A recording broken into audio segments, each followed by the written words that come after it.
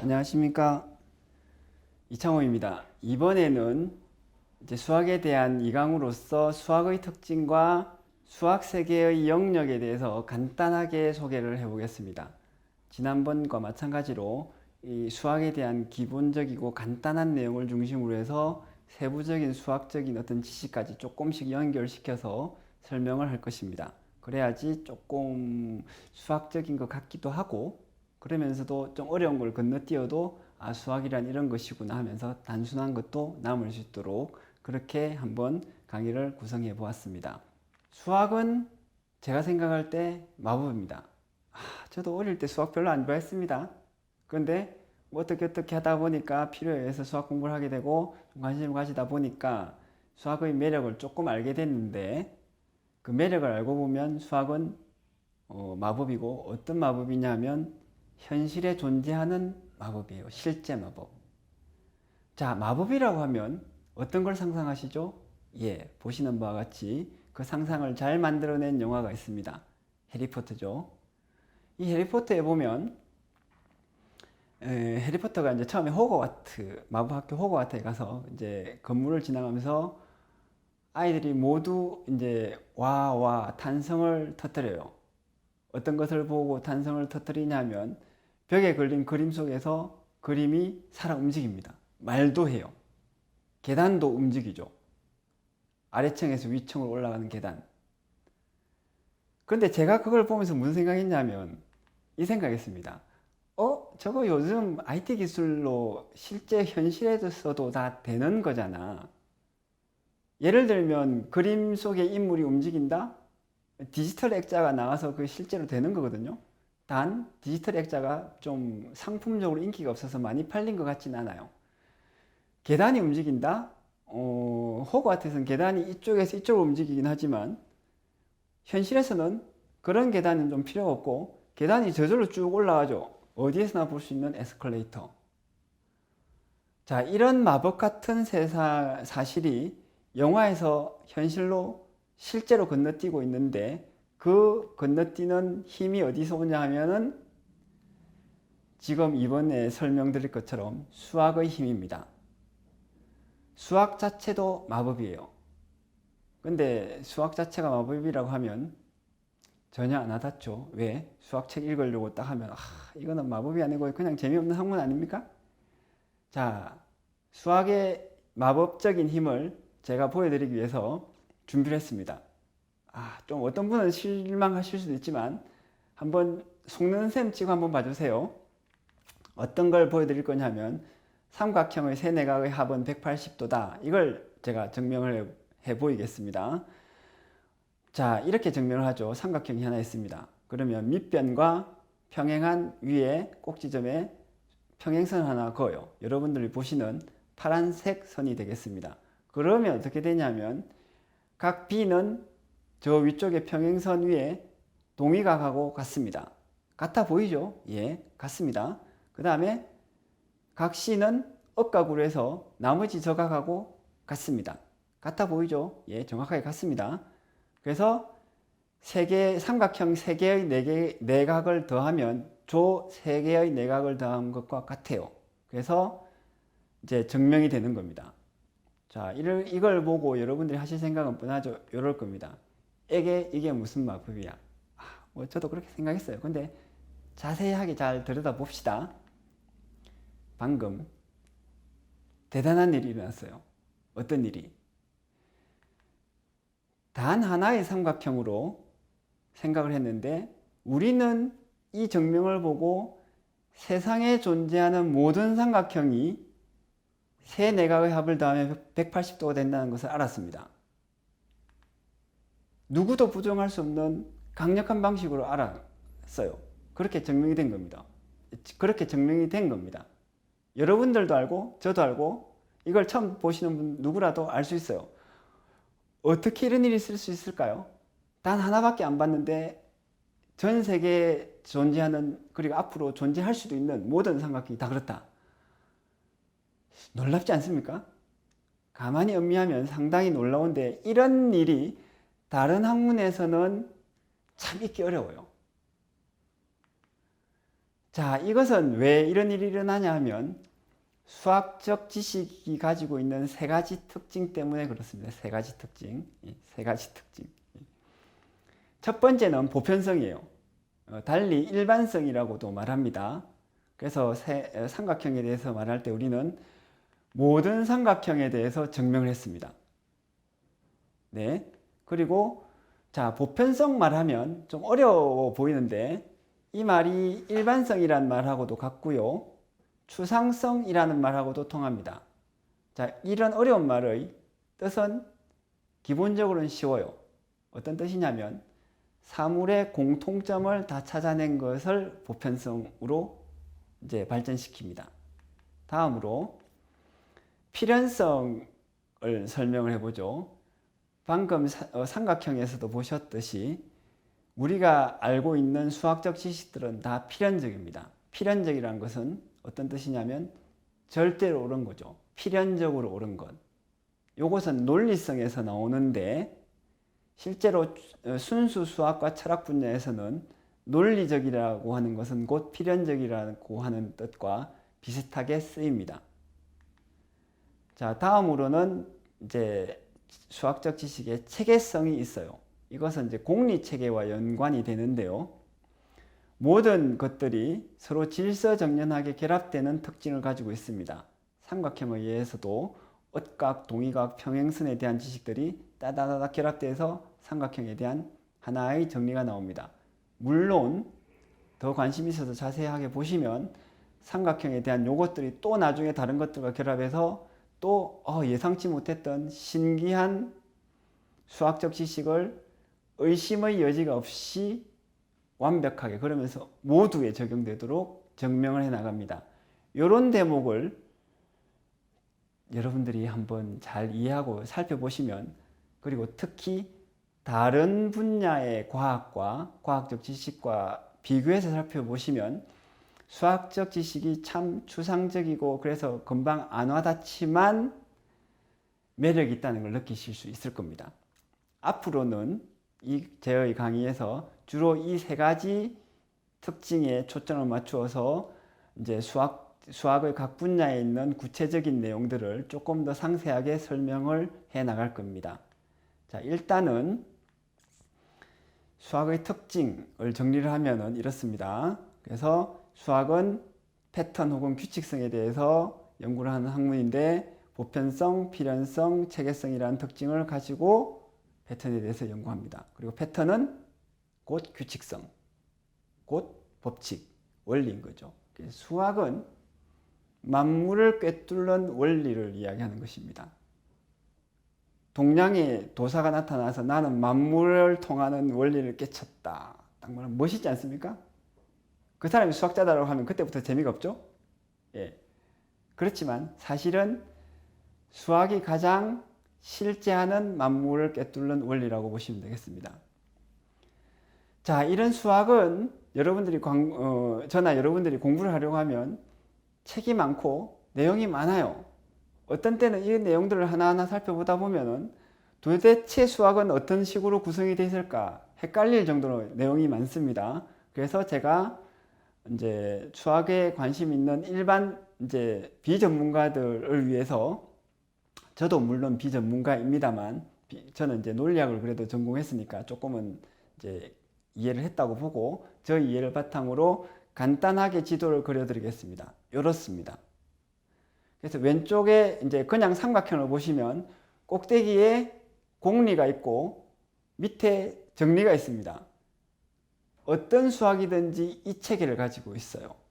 순수 수학의 경우를 말씀드리는 겁니다. 그래서 공리라는 것은 뭐냐면 너무나 당연하고 의심할 수 없는 당연한 단순한 내용을 이야기하고 이것들을 타닥 여러 개, 두 개, 세 개씩 꽤 맞추어서 점점 밑으로 쌓아 나가면 굉장히 특이하고 그럴듯해 보이지 않는 하지만 사실인 참인 정리가 나옵니다. 이게 굉장히 유용하죠. 이런 수학의 내용들이 각 분야로 쪼개졌는데 옆에 있는 그림을 보시면 그 전체적인 뭐랄까 수학의 왕국의 행정구역이라고 말할 수도 있겠습니다. 이렇게 나뉘어져 있어요.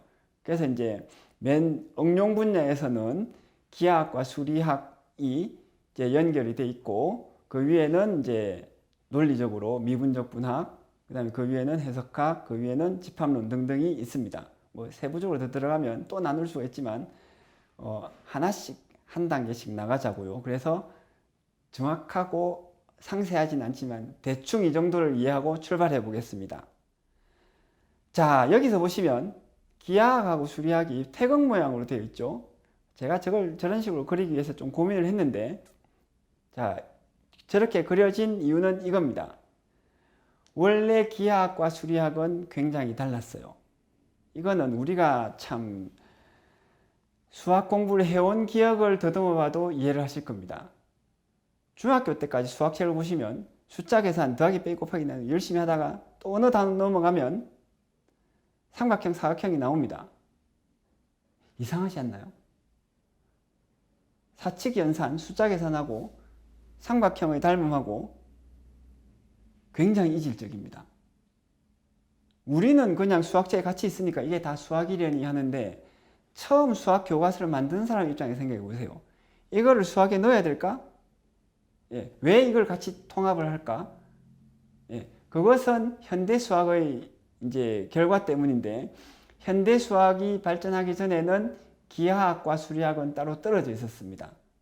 우리가 느끼는 그것이 역사적으로 사실이에요. 그러다가 좌표 평면이 도입이 되면서 기하학은 즉 도형은 전부 숫자 내진 수식으로 바뀔 수 있게 되었고 숫자는 전부 도형으로 바뀔 수 있게 되었습니다. 그러면서 기하학이 곧 수학이 되고 수학이 곧 기하학이 된 것이죠. 자, 이런 해석 기하학은 원래는 이제 상당히 어려워요.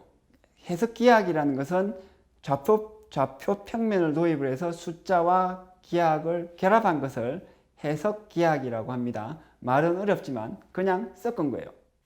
자, 이 내용이 참 어려운데 배우고 나면 쉽지만 배우기 전에 어렵습니다. 저희 개인적인 경험을 한번 설명을 드릴게요. 중학교 3학년 때 수학 선생님이 저한테 이런 말씀 하시더라고요. 고등학교에 가면 원의 방정식 같은 것도 배워. 중학교 3학년 때까지 배운 거는 1차 방정식하고 2차 방정식으로 포물수는 배웠거든요. 제가 어떤 생각을 했냐면 제가 중학교 때까지는 공부 좀 했어요. 반에서 1등도 좀 하고 그래서 약간 자신감도 있었고 오만함도 있었고 또 욕구도 있었고 그래서 이렇게 생각했습니다. 내가 고등학교에 가서 배우기 전에 스스로 머리를 써서 원의 방정식을 한번 만들어 보자. 그래가지고 이제 고등학교 올라가기 전까지 겨울방학을 통해서 한 달, 두 달간 열심히 머리를 써서 생각해 봤는데 그게 제 머리로는 안 되는 것이었습니다. 보통 사람들의 평범한 사람들 머리로는 되는 게 아니에요. 배우고 나니까 이건 쉽더라고요. 여러분들도 원의 방정식은 고등학교 때 배운 것이 기억이 나실 겁니다. 배우고 나면 원칙들만 간단하게 결합하면 원의 방정식을 만들어낼 수 있는 겁니다. 어떻게? 원의 정의, 즉 한 점으로부터 같은 거리에 있는 점들의 집합을 이제 숫자로 표시하는 거죠. 그래서 같은 각각의 점은 x, y로 나타내지고 거리는 이제 피타고라스 정리를 써서 루트를 씌우면 거리가 나오거든요. 그래서 원의 방정식이 나옵니다. 기억하시면 쉬울 거예요.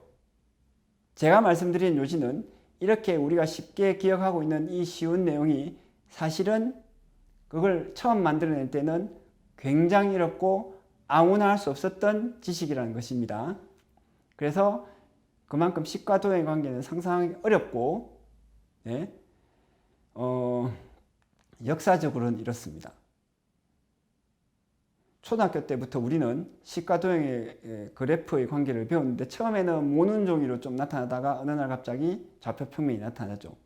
그래서 이것을 너무 쉽고 너무 빨리 배워서 그 가치를 잘 모르는데 이 어려움은 2300년 전에 유클리드 기하학이 나타난 후부터 거의 대략 2000년이 지난 후에야 좌표 평면이 도입되어서 해석 기하학이 나타납니다. 2000년 동안 수학 천재들이 머리를 싸매고 헤매어도 못 찾았다가 한 사람이 찾아냈는데 그 사람이 누구냐? 데카르트입니다. 그리고 정확하게 말하면 두 사람이에요. 페르마라는 사람도 거의 동시에 그걸 찾아냈는데 데카르트의 영향이 더 큽니다. 데카르트가 누구죠?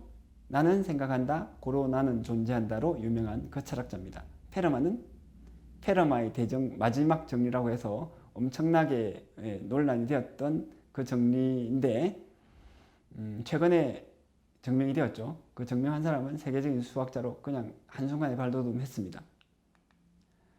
자, 그러면 이제 우리 좌표 평면에 대해서 이모저모 수식을 계산하지 않고 따분하고 어려운 계산을 하지 않고 그림을 보면서 상상력을 한번 발휘해 봅시다. 그럼으로써 좌표 평면과 관련된 수학적인 사고를 그리고 특히 창의적인 사고를 이해를 해보면 좋겠습니다.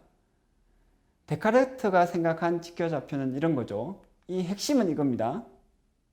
X축과 Y축을 긋는 것보다 더 중요한 것은 눈에 보이는 것, 도형과 계산할 수 있는 것, 숫자를 연결하는 겁니다. 아주 이질적인 것 두 개를 정확하게 연결할 수 있는 방식을 찾아내는 거예요.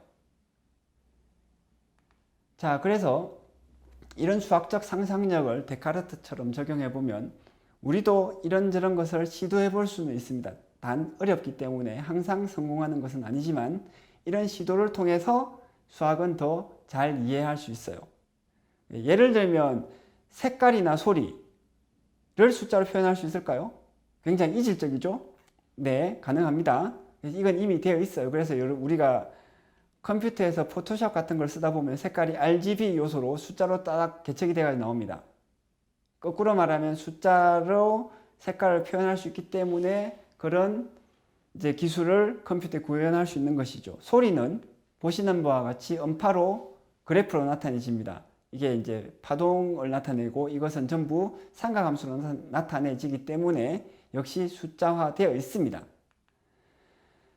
인간의 다양한 능력을 숫자 도형으로 표시하려면 어떻게 해야 될까요? 제가 이걸 좀 해봤는데 정치적으로 유관한 능력을 일부 숫자로 표현해가지고 이제 수학화된 정치학을 한번 만들어 봤어요. 뭐 이런 것도 가능하고 얼마나 성공적일지는 또 두고 봐야 알겠습니다만 세 번째 예를 보시면 사람의 심리 상태를 숫자로 표현할 수 있는가? 요건 아직 안 돼 있는 걸로 알고 있습니다. 하지만 수학을 이해하는 관점에서 이런 것도 상상해 볼 수 있죠.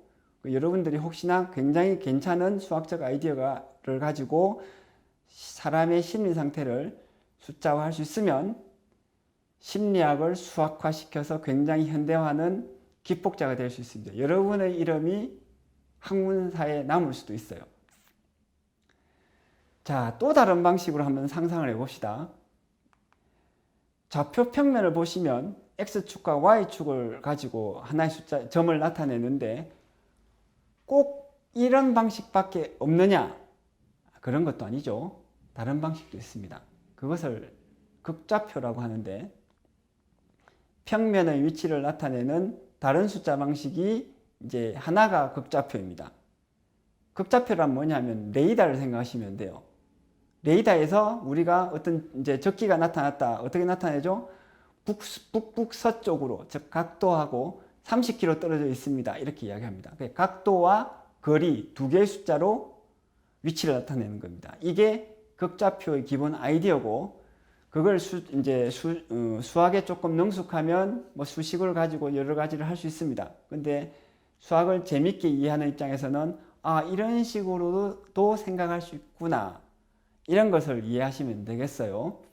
그래서 극좌표는 이제 이후에 수학이 패턴에 대한 학문이기 때문에 유사한 패턴을 가진 전혀 다른 것과도 연결됩니다. 그것이 곧 복소수예요.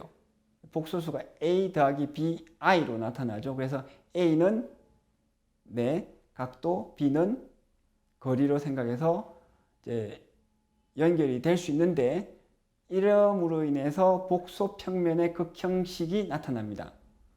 자꾸 어려운 이야기를 해서 어지러워 보이실지도 모르겠습니다만 요는 하나입니다. 패턴을 통해서 단순한 좌표도 여러 가지로 변한다. 자, 다음으로 넘어가 보시죠. 이것이 이제 지금 보시는 것이 복소 평면의 극형식을 나타내는 도형입니다.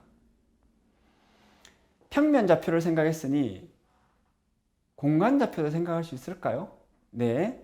그래서 이제 3차원 공간을 3개의 숫자로 나타내는 좌표 체계가 있습니다. 이것이 공간 좌표죠. 보시는 바와 같이 이제 x, y 그리고 높이를 나타내는 z축까지 나타냅니다. 이제 여기에서 더 나아가서 4차원, 5차원, 6차원으로 할 수도 있고 n차원으로도 이야기를 합니다. 주로 수학자들은 n차원으로 먼저 이야기해서 모든 차원에서 한꺼번에 욕심을 내서 말을 합니다. 그러다 보면 이걸 잘 모르는, 이 정신을 잘 모르는 분들은 갑자기 어려워져요. 자, 또 다른 상상력을 펼칠 수도 있습니다. 공간좌표와 극좌표를 결합을 해서 공간좌표도 레이더처럼 극좌표 방식으로 나타낼 수 있지 않을까? 예, 나타낼 수 있죠. 그래서 나타난 것이 구면좌표입니다. 그래서 평면의 각도, 북북서, 그 다음에 높이, 각도, 그 다음에 거리. 이런 좌표를 꼭 저런 방식으로 아니라 각각 개인이 필요에 따라서 관심에 따라서 다양하게 변형을 시켜볼 수도 있습니다. 이런 변형을 시켜보면 수학을 더 깊이 있게 이해하는 데 도움이 됩니다. 그렇게 어렵지도 않아요. 저 같은 경우는 이렇게 각도를 좀 다른 방식으로 정해서 쓰기도 합니다.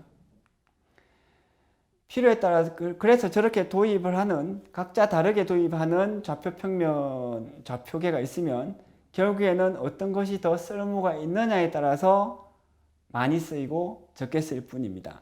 즉 맞고 틀린 건 없습니다. 마찬가지로 원통 좌표계도 생각할 수 있어요. 그러니까 극좌표를 도입을 한 다음에 높이는 직교 좌표계를 섞는 거죠. 자, 다시 수학의 세계에 대한 지도로 돌아오면 이제 지금까지 기하학과 수리학이 결합하는 좌표 평면에 대해서 설명하다가 조금 더 세부적인 것까지 나가봤습니다. 지금까지 설명 들으신 것 중에서 지나치게 어렵거나 이해 안 되는 것은 잊어버리셔도 돼요. 핵심은 간단합니다. 기하학과 수리학이 좌표 평면을 도입함으로써 뭉쳐졌다. 그러면 이제 다음으로 넘어가 봅시다.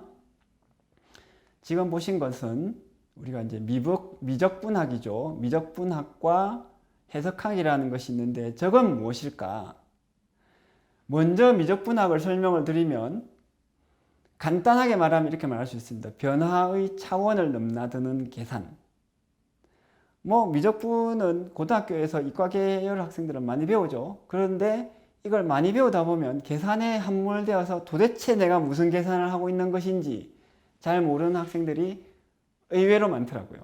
예, 저도 대학원에서 여러 학생들을 만나면서 그런 이야기 많이 들었습니다. 그래서 제가 이런 식으로 설명을 해주곤 했어요. 변화의 차원을 넘나드는 계산. 네. 차원이란 무엇인지를 먼저 이해를 해봅시다.